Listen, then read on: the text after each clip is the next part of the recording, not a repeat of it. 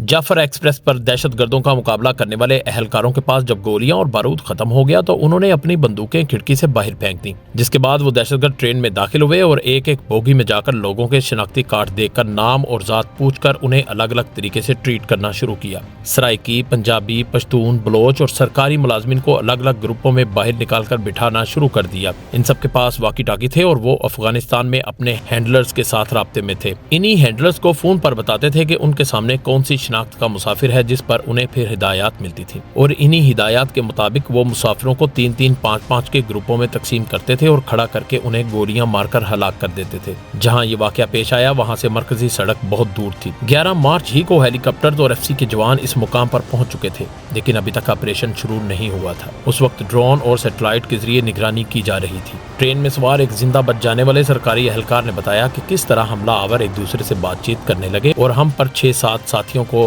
पहरेदार बिठाकर चले गए। इन्हीं 6-7 साथियों में वो 3 खुदकश बमबार भी थे जो एक ड्रोन वीडियो में यरगमालियों की टोलियों के करीब बैठे हुए नजर आ रहे हैं। जब ये सब कुछ हो रहा था तो BLA के सोशल मीडिया अकाउंट्स और भारतीय न्यूज चैनल्स पर जश्न मनाया जा रहा था।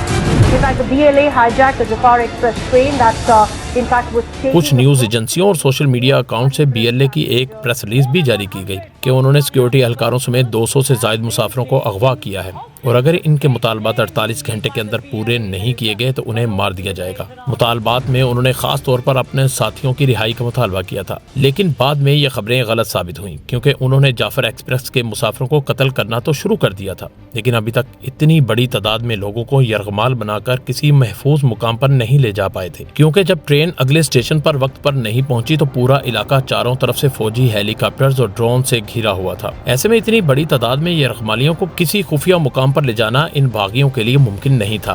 रात के अंधेरे में कुछ मुसाफिर फरार भी हुए, जिन पर BLA ने पीछे से फायरिंग की, जिससे भागने वाले कुछ मुसाफिर मारे गए, कुछ जख्मी हो गए, लेकिन बहुत से लोग नीचे आबी नाले तक पहुंचने में कामयाब हो गए। ये एक ऐसी जगह थी जहां ये मुसाफिर छुप सकते थे। इन्हीं में से कुछ मुसाफिर करीबी FC की पोस्ट तक पहुंच गए और इन्हीं मुसाफिरों ने ये कहानी सुनाई है जिसे हम आपके साथ शेयर कर रहे हैं।